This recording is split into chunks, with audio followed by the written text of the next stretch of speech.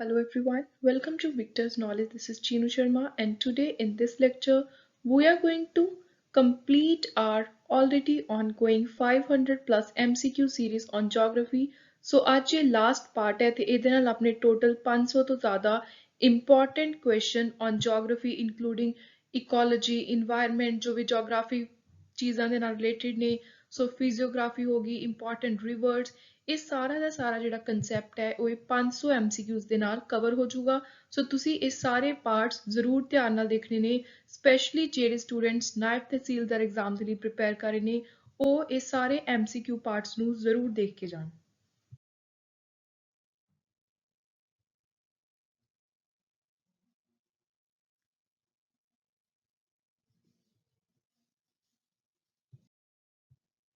ਸੋ ਆਪਾਂ ਨੇ 421 ਤੱਕ ਪਾਰਟ 7 ਦੇ ਅੰਦਰ MCQ ਡਿਸਕਸ ਕਰ ਲਏ ਸੀ। ਹੁਣ ਅੱਜ ਆਪਾਂ ਸਟਾਰਟ ਕਰਾਂਗੇ 422 ਤੋਂ। So the question is nuclear power plant in India ਜਿਹੜਾ ਮੇਨਲੀ ਐਗਰੀਕਲਚਰ ਨੂੰ ਬਿਜਲੀ ਦਿੰਦਾ ਹੈ ਉਹ ਕਿੱਥੇ ਲੋਕੇਟਡ ਹੈ? ਸੋ ਇਹ ਜਿਹਾ nuclear power plant which will provide power mainly for agriculture, ਇਹ ਹੈ ਨਰੋਰਾ ਵਿੱਚ option B. First fertiliser plant, ਪਹਿਲਾ ਫਰਟੀਲਾਈਜ਼ਰ ਪਲਾਂਟ ਇੰਡੀਆ ਵਿੱਚ ਲਗਾਇਆ ਗਿਆ ਸੀ ਸਿੰਦਰੀ ਬਿਹਾਰ, ਆਪਸ਼ਨ ਬੀ। ਪੈਨਸਿਲਿਨ ਕਿੱਥੇ ਪ੍ਰੋਡਿਊਸ ਕੀਤੀ ਜਾਂਦੀ ਹੈ? ਇਹਨਾਂ ਚਾਰਾਂ ਜਗ੍ਹਾ ਤੋਂ। ਸੋ ਪੈਨਸਿਲਿਨ ਪ੍ਰੋਡਿਊਸ ਕੀਤੀ ਜਾਂਦੀ ਹੈ ਪਿੰਪਰੀ, ਆਪਸ਼ਨ ਡੀ। ਟੈਂਕ ਕਿੱਥੇ ਮੈਨੂਫੈਕਚਰ ਹੁੰਦੇ ਨੇ? ਸੋ ਜੇ ਆਪਾਂ ਚਾਰ ਆਪਸ਼ਨਸ ਦੀ ਗੱਲ ਕਰੀਏ ਤਾਂ ਟੈਂਕ ਮੈਨੂਫੈਕਚਰ ਕੀਤੇ ਜਾਂਦੇ ਨੇ ਅਵਧੀ, ਆਪਸ਼ਨ ਡੀ। ਨੈਕਸਟ ਹੈ ਪੈਸੇਂਜਰ ਤੇ ਮਰਚੈਂਟ ਸ਼ਿਪ ਕਿੱਥੇ ਕੰਸਟਰਕਟ ਕੀਤੀਆਂ ਜਾਂਦੀਆਂ ਨੇ? ਸੋ ਇਸ ਤਰ੍ਹਾਂ ਦੇ ਕੁਐਸਚਨ ਬਹੁਤ ਵਾਰੀ ਆਉਂਦੇ ਨੇ ਰੇਲਵੇ ਕੋਚਿਸ ਬਾਰੇ ਜਾਂ ਫਿਰ ਸ਼ਿਪਸ ਨਾਲ ਰਿਲੇਟਡ। ਸੋ ਇਹ ਵੀ ਤੁਹਾਨੂੰ ਪਤਾ ਹੋਣਾ ਚਾਹੀਦਾ ਕਿ ਪੈਸੇਂਜਰ ਤੇ ਮਰਚੈਂਟ ਸ਼ਿਪ ਹੈ ਜਿਹੜੀ ਇਹ ਕੰਸਟਰਕਟ ਕੀਤੀ ਜਾਂਦੀ ਹੈ Hindustan shipyard, Visakhapatnam, and this is very important question. Next ਹੈ ਰੇਲਵੇ ਪੈਸੇਂਜਰ ਕੋਚ ਕਿੱਥੇ ਮੈਨੂਫੈਕਚਰ ਕੀਤੇ ਜਾਂਦੇ ਨੇ? So the railway passenger coaches are manufactured at Perambur, option C.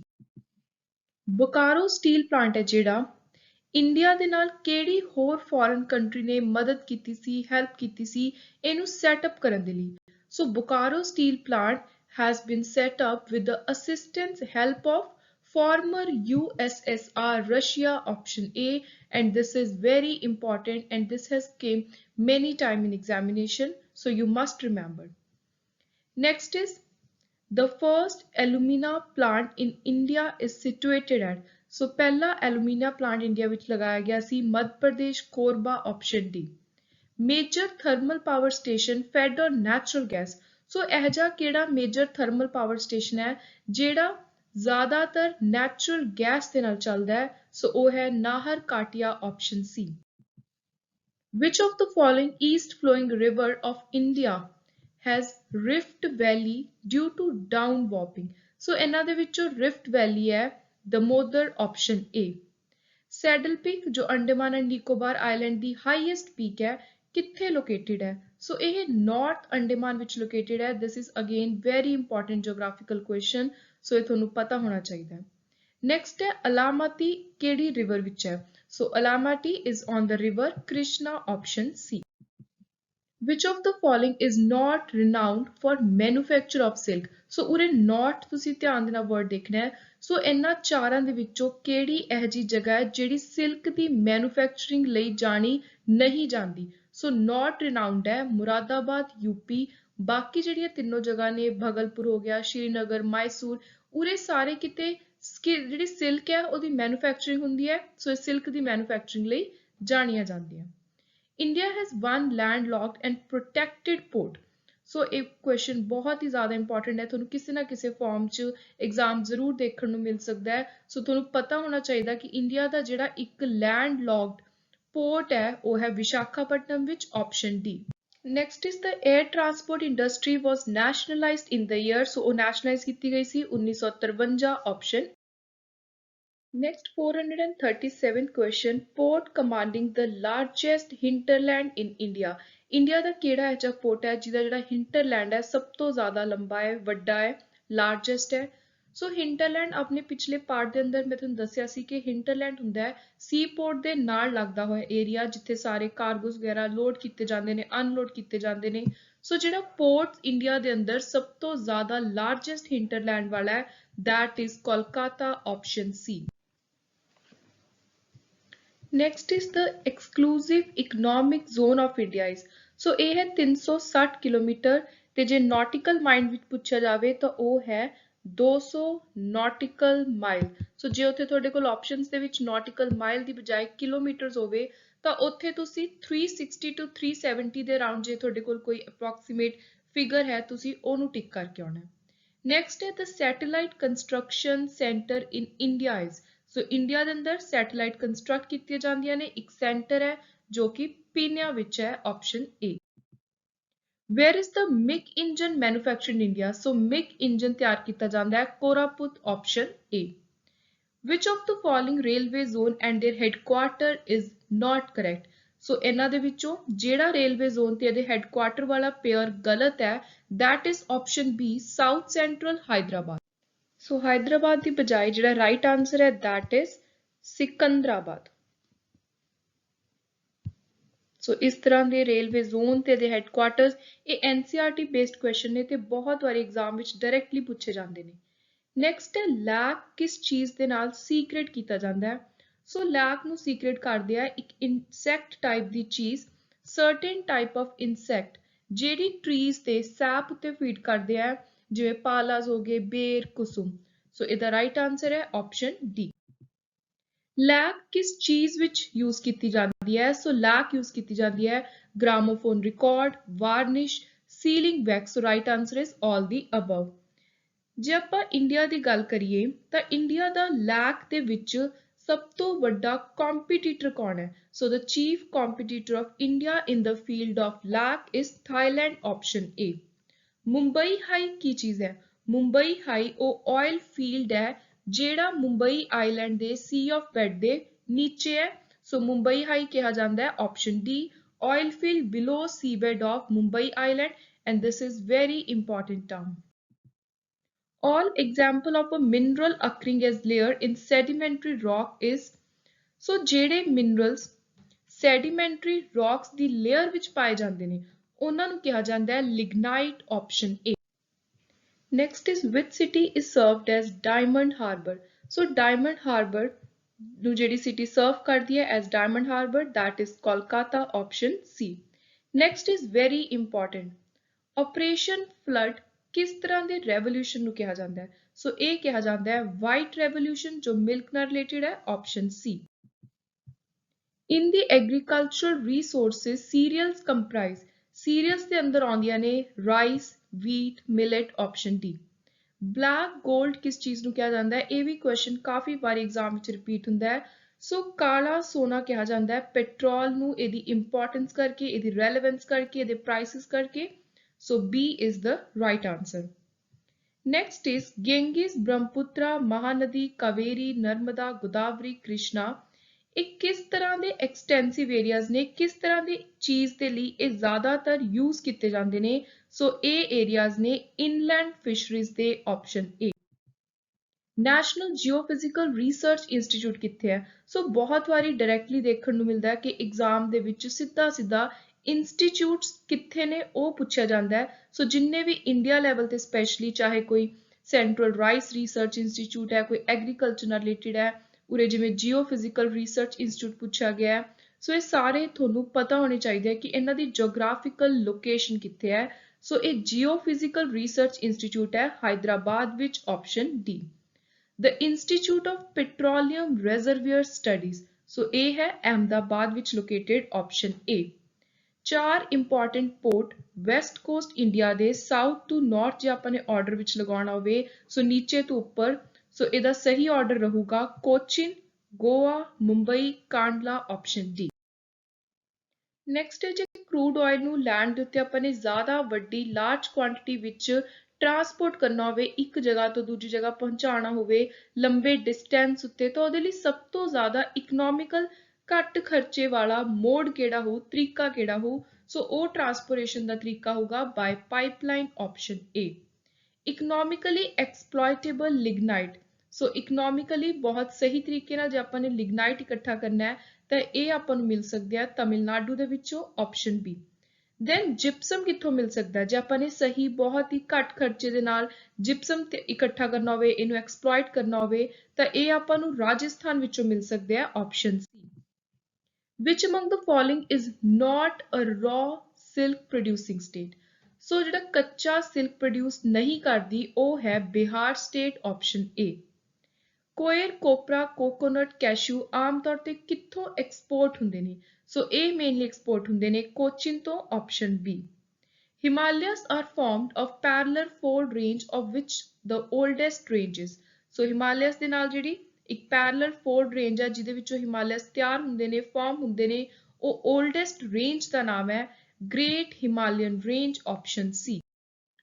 Next 461st question ਹੈ ਇੰਡੀਆ ਦੀ ਕਿਹੜੀ ਇਹੋ ਜਿਹੀ ਮਿੱਟੀ ਹੈ ਜਿਹੜੀ ਜ਼ਿਆਦਾ ਉਪਜਾਊ ਨਹੀਂ ਹੈ ਇਨਫਰਟਾਈਲ ਹੈ ਕਿਉਂਕਿ ਉਹਦੇ ਅੰਦਰ ਆਇਰਨ ਦੀ ਮਾਤਰਾ ਜ਼ਰੂਰਤ ਤੋਂ ਜ਼ਿਆਦਾ ਹੈ। So, which of the following soil type of India is rendered infertile by the presence of excess iron? ਤੇ the right answer ਹੈ option D, lateritic soil। Hampi ਕਿੱਥੇ ਹੈ? ਸੋ ਇਹ ਵੀ ਬਹੁਤ ਹੀ important ਇੱਕ ਸਾਈਟ ਹੈ ਤੇ ਹੰਪੀ ਹੈ ਕਰਨਾਟਕਾ ਵਿੱਚ option C। ਸਿੰਘਭੂਮ ਜਿੱਥੇ ਕਾਪਨ ਓਰਸ ਦੀ ਮਾਈਨ ਨੇ ਇਹ ਕਿੱਥੇ ਲੋਕੇਟਡ ਹੈ? ਸੋ it is located in the state of Jharkhand option B। Hindustan machine tool ਦੀ ਆਪਣੀ ਇੱਕ ਫੈਕਟਰੀ ਹੈ ਕਿੱਥੇ? ਸੋ ਹਿੰਦੁਸਤਾਨ ਮਸ਼ੀਨ ਟੂਲ ਦੀ ਇਹ ਤਿੰਨੋਂ ਜਗ੍ਹਾ ਦੇ ਉੱਤੇ ਫੈਕਟਰੀਜ਼ ਹੈ Bengaluru then Kalamassery Pinjore Haryana all the three places above option D is the right answer।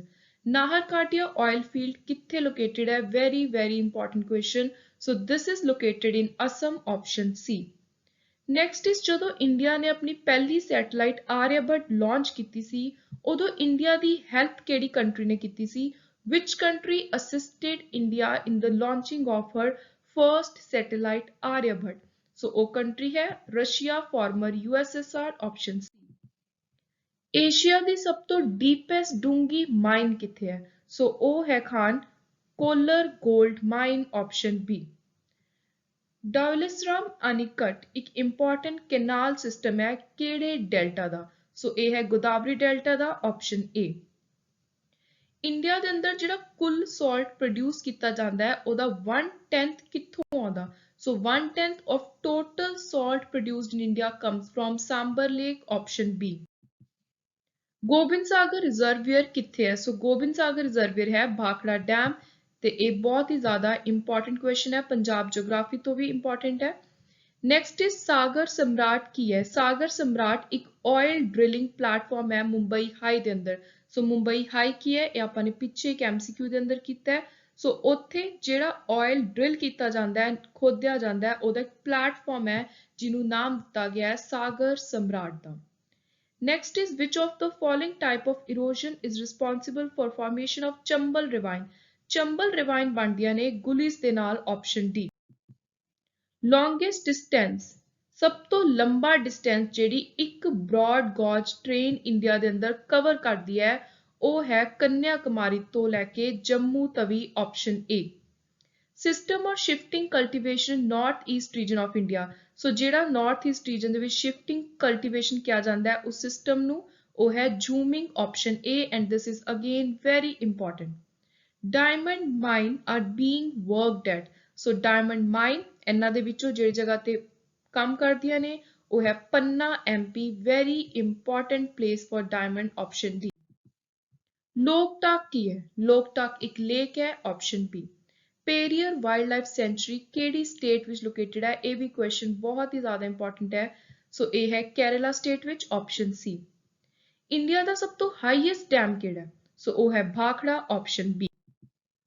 ਹਜ਼ੀਰਾਬਾਦ district in Jharkhand has rich deposit of. So recently ਇੱਕ ਐਗਜ਼ਾਮ ਵਿੱਚ ਕੁਐਸਚਨ ਆਇਆ ਸੀ ਹਜ਼ੀਰਾਬਾਦ ਡਿਸਟ੍ਰਿਕਟ ਹੈ ਜਿਹੜਾ ਝਾਰਖੰਡ ਦਾ ਉਹਦੇ ਵਿੱਚ ਸਭ ਤੋਂ ਜ਼ਿਆਦਾ ਡਿਪੋਜ਼ਿਟ ਪਾਏ ਜਾਂਦੇ ਨੇ ਮਾਈਕਾ ਦੇ option B।